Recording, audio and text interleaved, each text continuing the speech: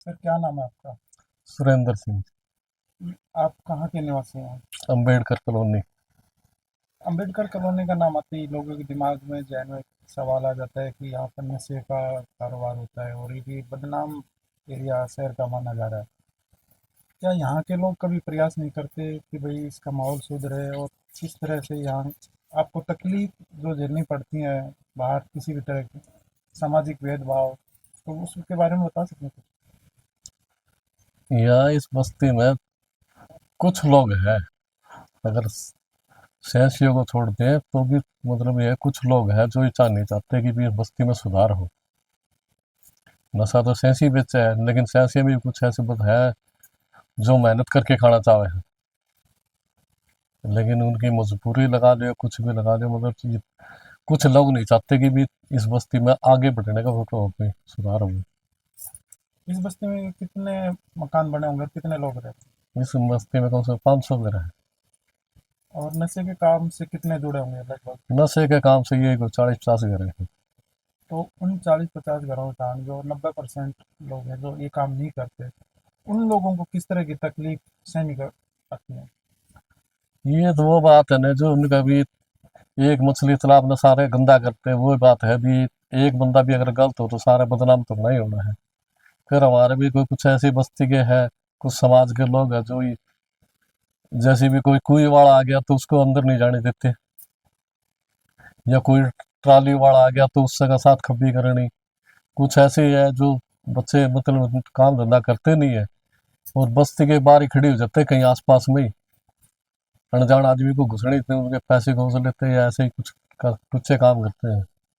यहाँ के लोगों ने कभी मिलकर माहौल को सुधारने की कोई कोशिश की, किसी तरह की सफलता मिली? बहुत प्रयास किया है हमने प्रधान के साथ मिलकर, बहुत प्रयास किया इसको सुधारने का। और कई बार हमने ऐसा भी करा कि भी जैसे राशन सही नहीं मिल रहा था, हमने डिपो पर छापा मरवाया, लेकिन हमारे ही कुछ बीच के बंदे हैं जो ये नहीं चाहते कि भी इस बस्ती के अंदर कुछ अच्छा काम हो। उसके हमने डिपो पे ताला भी लगवा दिया था ऑफिसर के थ्रू, हम्म, लेकिन हमारे बस्ती में से कुछ बंदों ने मिलकर 50 आदमी उसके साथ में कर दिए, डिपो वाले के साथ में भाई, डिपो वाला के साथ में कर दिए भी, डिपो वाला राशन सही दे रहा है, हमारे ही बंदे मतलब बहस में लग रहे करने। उसके बाद फिर हम अनूप धानक के पास गए। अनूप धानक ने यही कहा था कि आप एक बारी, आपके जो ये कैबिनेट मंत्री थे कमल गुप्ता, हम कमल गुप्ता से मिले। भाई कमल गुप्ता से मिलो आप है। भाई हम कहा मिलते हैं, फिर वो तो कहता है मेरे हाथ में पावर नहीं है। तो बोले पावर तो उसी के हाथ में है, हम्म। अगर वो आपका काम नहीं करता तो बोला आप मेरे साथ भी मिलो आप। फिर ये समाज इकट्ठा नहीं होता बार बार में, एक बार 2 बार इकट्ठा हो जाएगा, फिर बार बार बस्ती वाले भी इकट्ठे क्यों नहीं हो, हमारी भी गलती है। विचार आदमी इकट्ठे हो जाते, मैं मेरा वर्गा नाट के खड़ा हो जाएगा, मैं कौन जाऊँ या 100 बयाने लगा दूंगा, तो मतलब हमारे में अपनी भी कमी है, अपनी कमी से पीछे हम। क्या नाम है आपका? मेरा नाम छाया है। जो आप इस अम्बेडकर बस्ती में रहती हैं, तो यहाँ किस तरह की सुविधाएं हैं और किस तरह की दिक्कतें आपको आती हैं? ये जो हम अम्बेडकर कॉलोनी में रह रहे हैं, यहाँ पे मूलभूत सुविधाएं तो भी है नहीं, इन चीज़ों का तो यहाँ पे अभाव है। जैसे कि यहाँ पे सीवरेज नहीं है, उसके लिए हमने काफ़ी बार एमसी को भी बोला है, हम नगर निगम में भी गए हैं, उन्होंने अभी तक इस चीज़ पे कोई एक्शन लिया नहीं है। ठीक है, स्ट्रीट लाइटें हैं, वो उनके लिए उनके ऑर्डर आए थे पर अभी तक लगी नहीं है। बीच में उन्होंने लगाई है, जैसे एक आधी जगह लग गई है, लेकिन अभी प्रॉपर जितनी भी जहाँ यहाँ की गलियाँ हैं उनमें नहीं लगी हैं, रह रही हैं अभी। काम ये हमारा पेंडिंग ही चल रहा है 3-4 साल से। तो स्ट्रीट लाइटें नहीं है, पानी पीने के लिए भी यहाँ पे नहीं है, सभी के पास नल का है या नीचे जो समरसीवर है या कुछ भी है उसका पानी पीते हैं। तो यहाँ पे नगर निगम की कोई वाटर सप्लाई है नहीं, उसकी भी यहाँ पे ज़रूरत है। तो और बाकी तो वही मेन तो सीवरेज पानी ये चीज़ें आ जाए, तो उसके बाद फिर सड़कें वगैरह तो देखो सभी को ये कि ये हो जाए, लेकिन ये सेकेंडरी चीज़ है कि पहले हमें मूलभूत सुविधा ये चाहिए। क्योंकि यहाँ पे नालियाँ बनी हुई हैं, उसमें गंदगी है, मच्छर पनपते हैं उसमें और उससे बीमारियाँ ज़्यादा होती हैं। तो क्या आप लोगों ने कभी प्रयास किया, किसी से हाँ, हम मिले? सभी ने प्रयास किया है, यहाँ पे हम सारे जाके मिल के हम लोग लेटर भी लिखते हैं, एप्लीकेशन लिखते हैं, दे के भी आते हैं, पर अभी तक उस पर कभी ना तो गौर किया गया है और ना अभी तक कोई सोल्यूशन हमें दिया गया है। तो किसी मंत्री से कभी कोई प्रयास किया यहाँ के सावित्री मंत्री? जिंदल जी से भी मिल के आ चुके हैं, नगर निगम में भी हम जा चुके हैं, तो अभी तक तो वहाँ पे अभी कोई सुविधा हमारी सुनवाई हुई नहीं है।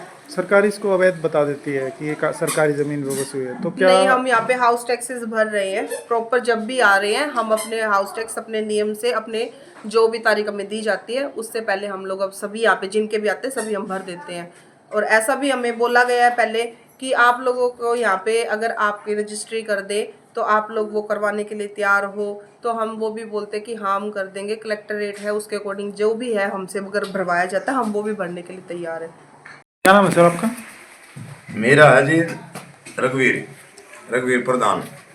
तो प्रधान जी, जो आपकी बस्ती है इसको एक पूरे शहर में ना बदनाम बस्ती के तौर पे बना दिया गया, तो इसमें कितने % लोग होंगे जो नशे से जुड़े होंगे? नशे से जो जुड़े हैं वो तो यूँ समझ लो 30-35% लोग हैं जो ये नशे का कारोबार करते हैं। जी। ठीक है, हमारी पंचायत भी होली, समझाया भी काफ़ी, और लोटन नोन भी गिरवाया कॉलोनी ने। अजय पुलिस ने एफिडेविट भी लिए इन पे, भाई हम आगे के लिए ऐसा धंधा नहीं करेंगे। ठीक है। नहीं मान रही है लोग। अच्छा, फिर हमने 2-2.5 साल तो नशा अभियान चला था, तो इसको बंद किया जाए, तो नहीं मान रहे हैं लोग। कई बार लड़ाई झगड़े भी हुए इनके साथ, नहीं मानते।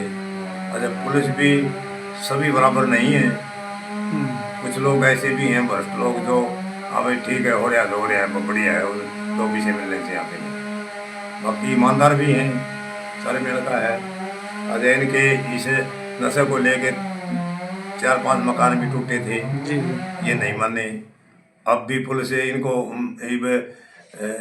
कई तारीख थी उस दिन है, अब 4-5 दिन की बात हुई है। महिलाएं कुछ हाँ, गिरफ्तार हुई। कुछ महिलाएं कुछ और 5-6 पकड़ के फिर दिए अंदर हैं।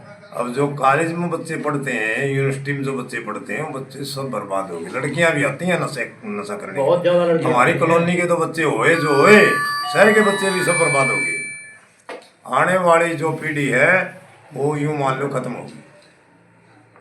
तो यहाँ बाहर से लोग कैसे आते हैं खरीदने? पैदल आते हैं? बाहर से लोग मोटरसाइकिलों पे आते हैं, पैदल भी आते हैं, गाड़ी लेके भी आते हैं। उनको पता है ये सौदा वहाँ मिलेगा, यहाँ आते हैं। चाहे उन्हें पैदल आना पड़ो, चाहे गाड़ी मिल जाओ, चाहे मोटरसाइकिल मिल जाओ, हैं। टाइम का कोई उनका वो नहीं है, क्या पता करा किसका दरवाज़ा खड़का दे आगे। जो ये धंधा नहीं करता उसका दरवाज़ा खड़का दे, सामान मिलेगा। कहने का मतलब परेशान है हम, परेशान है हम। बहुत ज्यादा। तो आपको क्या दिक्कत आती, क्या परेशानी आती है? जैसे यहाँ रहने वाले लोगों को एक भाई हमारे रिश्ते को नहीं ये होते। परेशानी जो हमारे आने वाली जो पीढ़ी है, जो बच्चे भाई वो देख के वो भी बिगड़ने लग रहे हैं। बच्चे बिगड़ रहे हैं। हाँ, बच्चे बिगड़ रहे हैं। छोटे बच्चों को डर भी रहता होगा भाई, ये अब छोटे बिजनेस है। बच्चों को डर रहता है। समय की ये जो नशे आते हैं, मोटरसाइकिल गाड़ी गली में इतनी तेज चलाते हैं, चाहे कोई नीचे आ जाओ, कुछ भी हो जाए, एक्सीडेंट हो जाए, बच्चा हो जाए, कोई भी आ गए, देखते नहीं क्यों। उनको तो नशे का वो है वैसे। मेन बात तो ये है कि जो रात नशे का सुरूर है उनके, जो रात भाई को नशा आते मिलना हैं। चाहिए, आगे कुछ नहीं दिखता उन्हें। तो हमें मतलब इन लोगों से बड़े परेशान हैं। सामाजिक तौर पे किस तरह की दिक्कत आती है? जैसे रिश्ते बच्चों के नहीं होते या काम धंधा बच्चों मिलने के में रिश्ते कौन करेगा?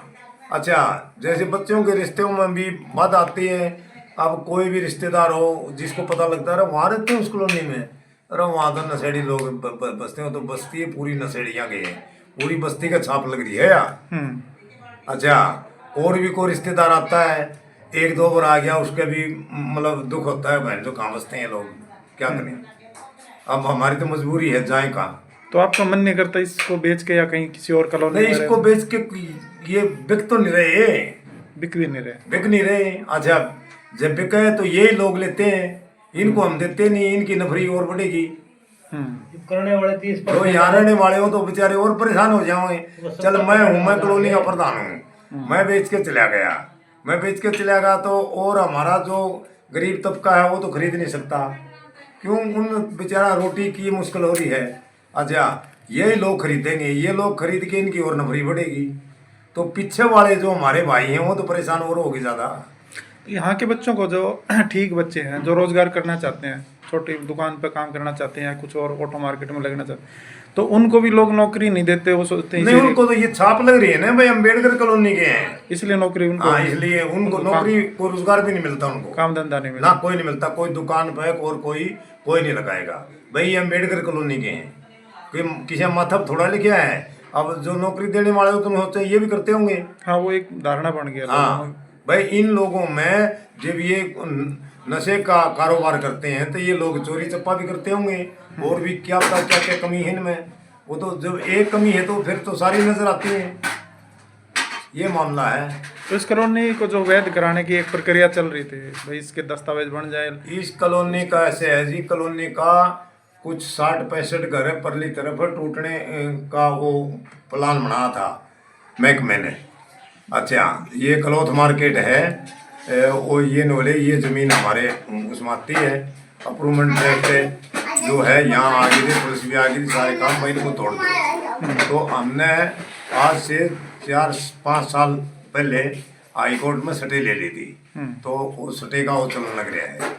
ये मामला है। अच्छा, इसको कोई भी सरकार आवे, जो भी आवे है, वोट का टाइम तो सारे कहते हैं हाँ जी सारे काम होंगे, आपका सीवर बिजली पानी की बस्ती पक्की कर दें, कोई किसी चीज से परेशान नहीं होने देंगे। उसके बाद में कौन पूछता है? कोई नहीं पूछता। उनके पास चला जाओ, कहाँ से आए हो जी? अम्बेडकर कॉलोनी। अरे यार कहाँ है यार, उसका नाम लेने में टोटा है। तो कितने मकान इसमें है, कितनी आबादी होगी सर? इसमें 550। और कितने लोग होंगे, आबादी टोटल कितनी होगी इसमें?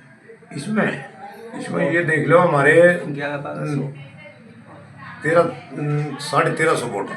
1350। हाँ तो करीब 2500 के आसपास तो आबादी होगी। हाँ जी हाँ। अगर आप ये वीडियो YouTube पर देख रहे हैं तो हमारे चैनल को सब्सक्राइब करें और बेल आइकन को दबाना ना भूलें। अगर आप Facebook पर ये वीडियो देख रहे हैं तो हमारे पेज को लाइक करें।